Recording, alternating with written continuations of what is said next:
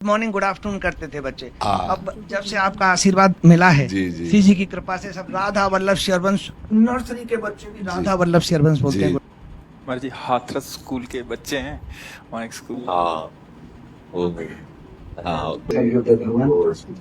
बहुत सारे बच्चे आने के लिए मुझसे लड़ रहे थे, झगड़ रहे थे, लेकिन क्योंकि व्यवस्था नहीं बन पा रही थी इसलिए एक साथ नहीं आ सकते थे। इसलिए हमने एक शर्त रखी इनके सामने कि सदगुरुदेव भगवान के ऊपर आपको निबंध लिखना है।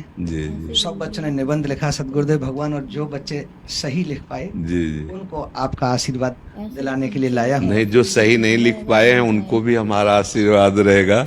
हाँ, कि वो ध्यान से हमारी तरफ सुनना।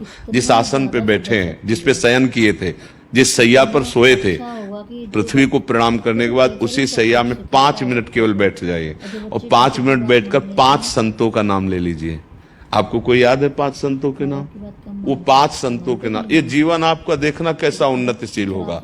हरि को निज यस्ते अधिक भक्तन यस पर प्यार ताते ये भगवान नाम से भी बढ़कर प्रभावशाली भगवान के जो भक्तों के नाम।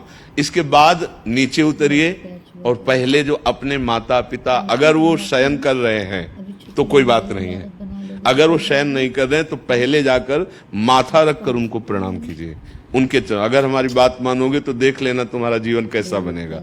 दिया गया है आगे तुम्हें, और भजन की बात हम नहीं कह रहे। जो पढ़ाई का कार्य दिया गया है वो भगवान की ही पूजा है। आपकी दिनचर्या जो आपको अपने गुरुजी या टीचर जी को जाके प्रमाणित करनी है, कल जो पढ़ाई गई थी आज के लिए, वो आप सुबह सुबह उस समय व्यायाम के बाद, तो आप देखना आपकी स्मृति बहुत प्रवीण हो जाएगी। अच्छा, ये आपकी प्रातःकालीन दिनचर्या है। जब आप अपने गुरुदेव के पास स्कूल जाएं तो हमें आजकल का तो अब पता नहीं, पर हम लोग जब जाते थे तो अपने गुरुजी को प्रणाम करते थे। होता है प्रणाम, होता है अभी प्रणाम करते हैं। मतलब आप क्या करते हैं जब सुबह स्कूल जाते हैं, क्या करते हैं गुरु भगवान को बताओ।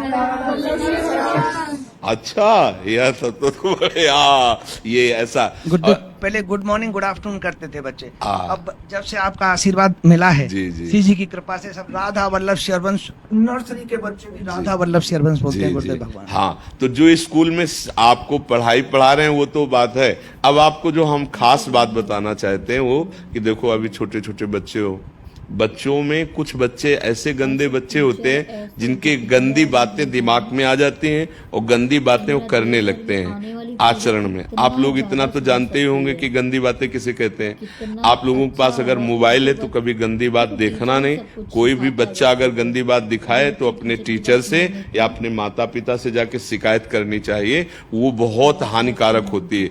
कभी कोई भी गंदी बात अपने द्वारा नहीं होनी चाहिए।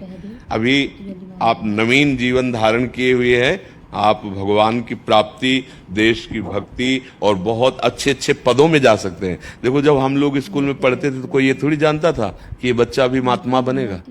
कोई थोड़ी जानता था। स्कूल में जब पढ़ते थे तो थोड़ी कोई जानता था कि ये मुख्यमंत्री या हमारे देश के प्रधानमंत्री बनेंगे। लेकिन इन्हीं में तो बनते हैं ना अच्छे पवित्र आचरण और पवित्र संस्कार।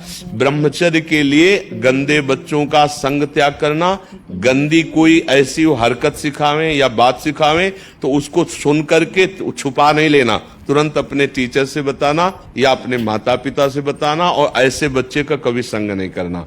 और रात्रि के सोते समय ये जरूर ध्यान देने वाली विशेष बात है, रात्रि के सोते समय जो भगवान का नाम प्रिय, जैसे इन लोगों ने आप लोगों को बताया राधा वल्लभ शेर, तो सोते समय बस प्रार्थना करो कि हे प्रभु, आज दिन हमारा जो भी गलती हुई हो वो हमको, आप प्रार्थना करते हैं कि आप हमें समझाओ क्या हमसे गलती हुई। अगर पूरी दिनचर्या में ऐसा लग रहा है हमसे कोई गलती नहीं, तो भगवान सुबह से अभी तक हम सोने जो जा रहे हैं ये पूरा समय आपको समर्पित। आप देखना, इसका फल देखना। एक तपस्वी की तपस्या का जो फल होता है ना, उसका ये फल मिलेगा। और सोते समय बस राधा वल्लभ श्री हरिवंश, राधा वल्लभ श्री हरिवंश, इधर उधर ना सोचते हुए, ना मोबाइल देखते हुए, ना कोई गंदी बात मन में, और चुपचाप सो जाइए। और जब फिर सुबह उठे तो फिर ऐसी दिनचर्या।